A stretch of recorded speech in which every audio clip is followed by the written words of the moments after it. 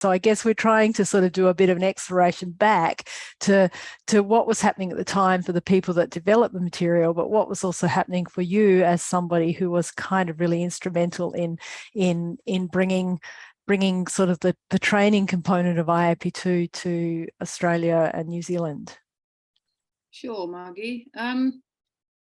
My first engagement with IAP2 was the conference in Toronto.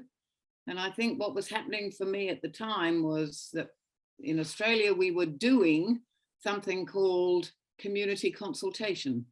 It was a word, it was a phrase. There was no theory behind it. There was really very little behind it other than government, essentially state government, were starting to say that this was required. It was certainly not a legal requirement, but some of the bigger government projects, they were starting to recognize that if people got upset and angry and started to make life difficult, it would be useful to have people who could deal with that.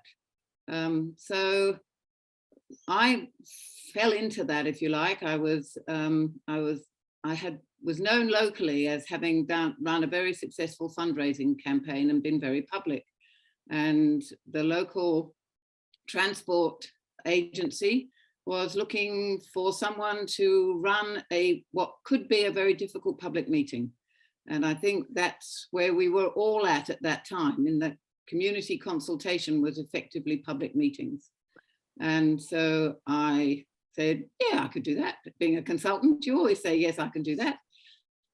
So off I went and found it to be a fascinating opportunity to work with people in a way that if you really allowed people to talk, you would get some very interesting stuff. And it was about the routing of a highway. And I think probably that was 1992. And I think that highway is finally built, probably within the last 2 years. So it wasn't something that had immediate results. It was something that potential clients might find us useful. And after that, I wrote a report, and then I got a call and somebody said, oh, I didn't know you did things like that. Would you do this? And would you do this? And slowly we became community engagement consultants or community consultation consultants by accident. But I found that it was much more interesting and much more what I felt was relevant and useful than being a communications consultant, which is effectively what I had set my business up to be. So I guess oh, sorry, Lewis. There was just one phrase you used I was really curious about. You said people talking to each other.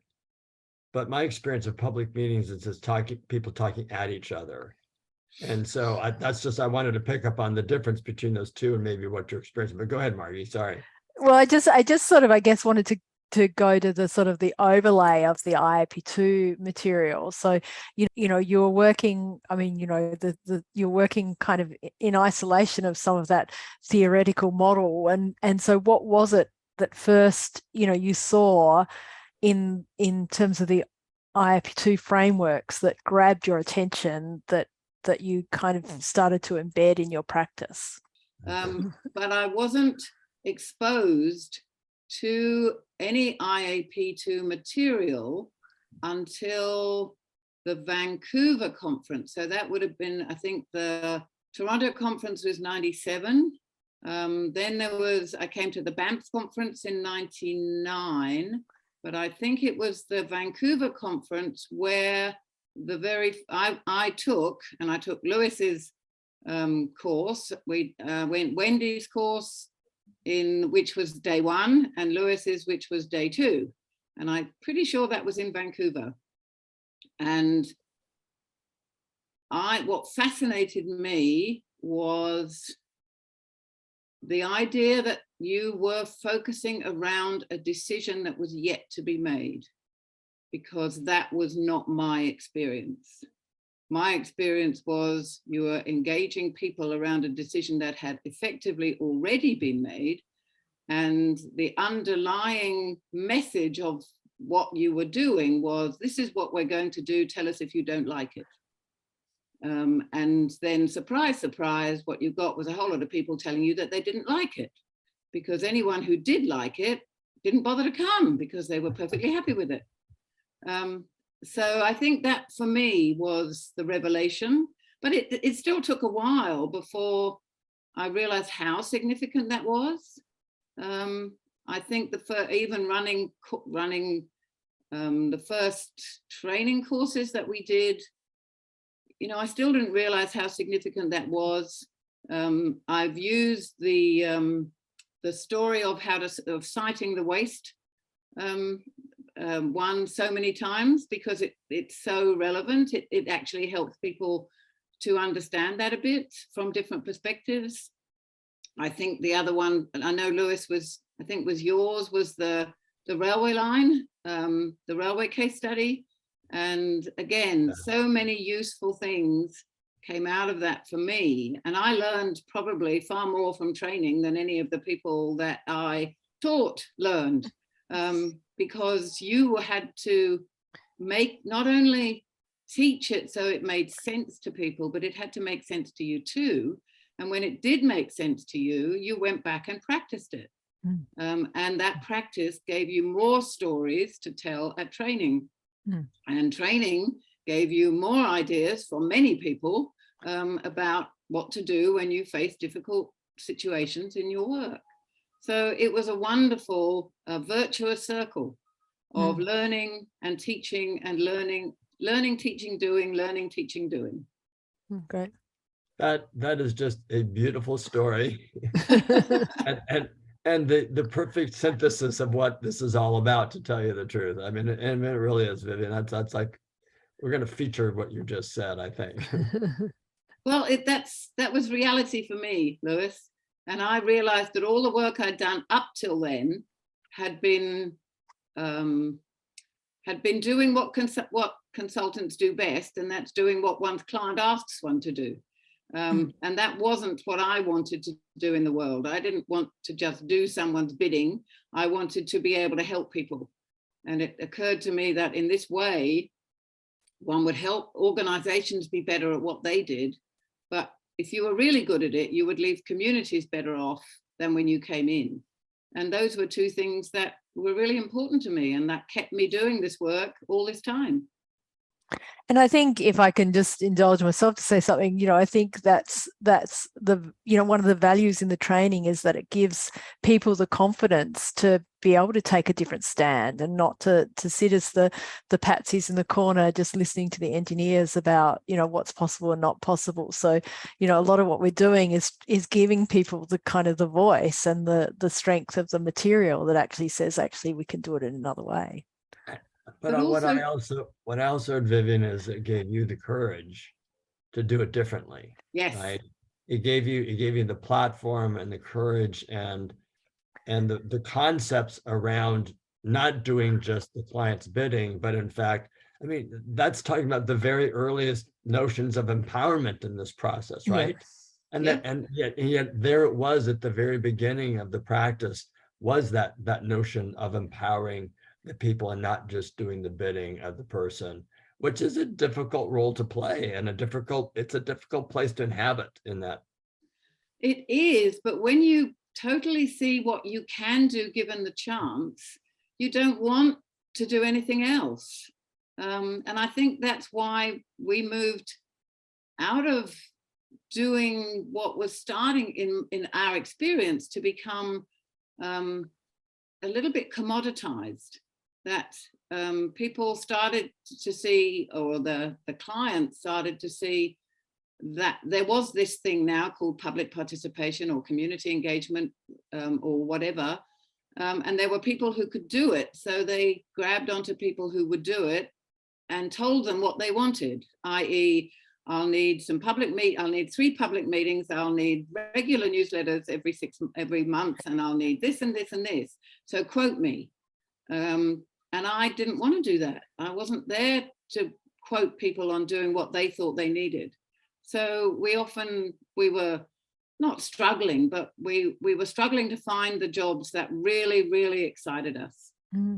And to explain how that affected some of the work we did, and in fact how it took us to doing an awful lot of work in New Zealand, was that I was asked to do a peer review of what was called public consultation in New Zealand.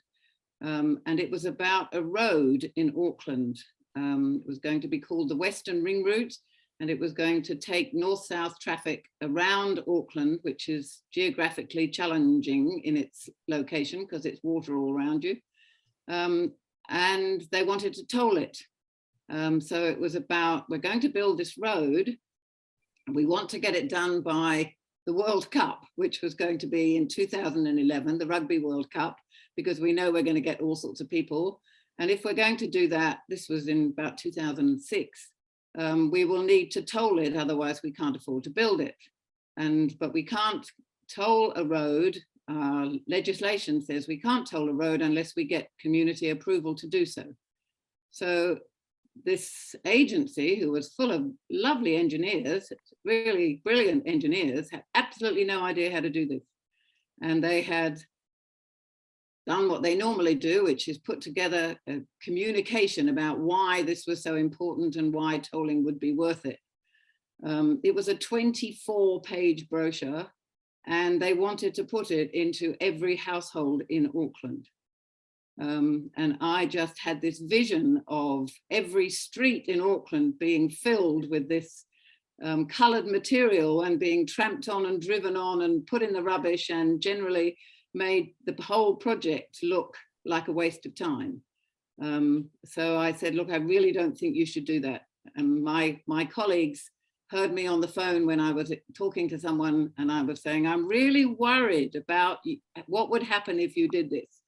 So now it's a joke in our office when Viv says she's really worried about something, then people listen.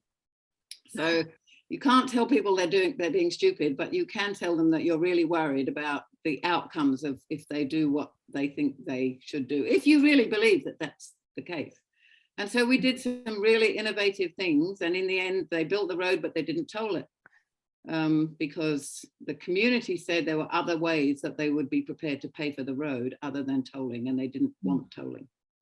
Great. So it was a fascinating project. It kept me busy for a year, and we did some completely innovative things that, as far as I know, nobody had ever done before. What I'm interested in is any particular that you brought into that material that that were based on your experience, or that you're particularly proud of, or that you were adamant should be included. There were quite a few. I mean, techniques was fascinating to write.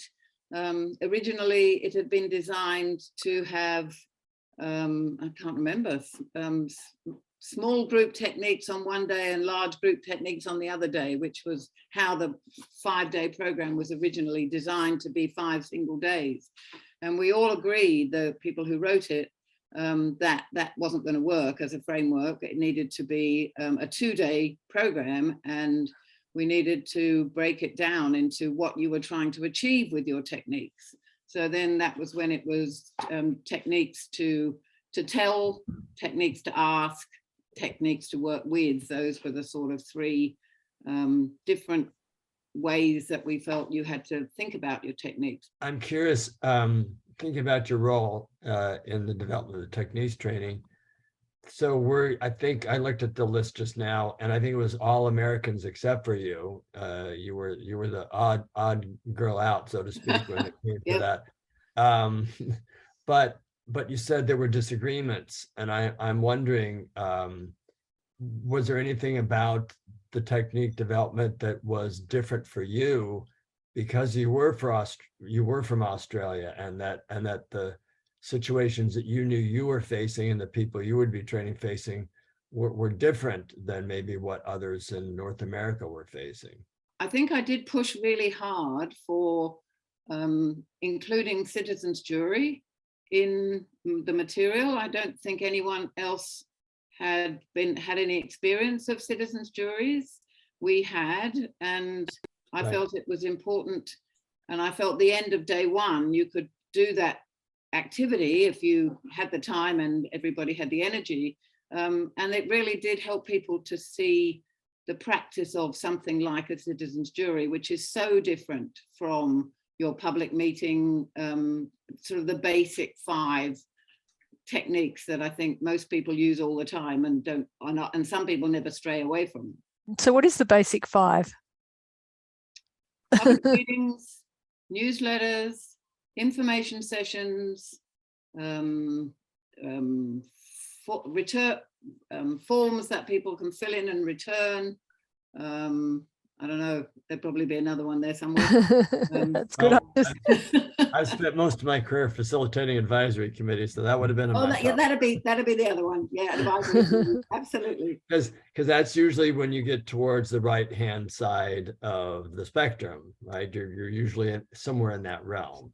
So in your mind, is the notion of a spectrum that moves from left to right rather than up and down and isn't hierarchical and doesn't claim that certain forms are better than others, but rather it's right sizing and the appropriate amount of sharing of power to the amount of power that is there to be shared. You know, sometimes there's lots of reasons why there's a lack of discretion or flexibility. I mean, is that to you as relevant today, and was it relevant back then for what you were trying to do?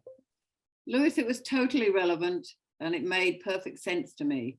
I had, even before I came across IAP2, I had developed my own, I've still got a slide of it somewhere, that, you know, what were you trying to do? Were you giving information, you know, and so on. So I had something, it wasn't as sophisticated or as elegant as the spectrum, but the spectrum was something that I used from day one and found totally relevant and very well accepted by people in my classes. That, you know, I could make sense out of it, and because I could and I believed in it, I think I helped them to see how to use it, that it's not hierarchical, it's specifically left to right, not up and down, and how you behave at any of the levels on the spectrum needs to be respectful and recognizing what you're ultimately trying to achieve, and not giving people expectations of what they could influence when in fact they couldn't. So we've talked about the people you trained, we've talked about you and how you used it in your practice. How did that notion play with the decision makers in Australia? I found if you started at the right place, that you sat down with them, and I used to tell this story in training programs, that if you worked with the decision makers before you even, I mean, when you were designing the program or working through what they wanted, and you explained from your experience how people, you know, you talked through the spectrum, but probably not with it in the front of them, because sometimes they were all scared of theory, so you didn't want to do that. But you talked about, well, you know, what are the decisions that you've made, and have you really made them, or are they? If you've really made them, then we shouldn't pretend that the community can change them. But are there any parts of that decision that the community can influence? So you spend time on that whole influence piece before you even design anything. And I think most people appreciated that. The guy that I worked with in the transport company in Auckland has always said to me that I was the first person that he spoke to that had a theory about community, about public consultation, that I had reasons for what I suggested, and that he understood those reasons and he appreciated the outcome. Even though it was not the outcome that he wanted, because he wanted to get this road tolled and get this road built, but he understood that it was a better outcome as a result of the work that we did. So I think if you work with the client in the same way that you try to work with the community, there was never an issue.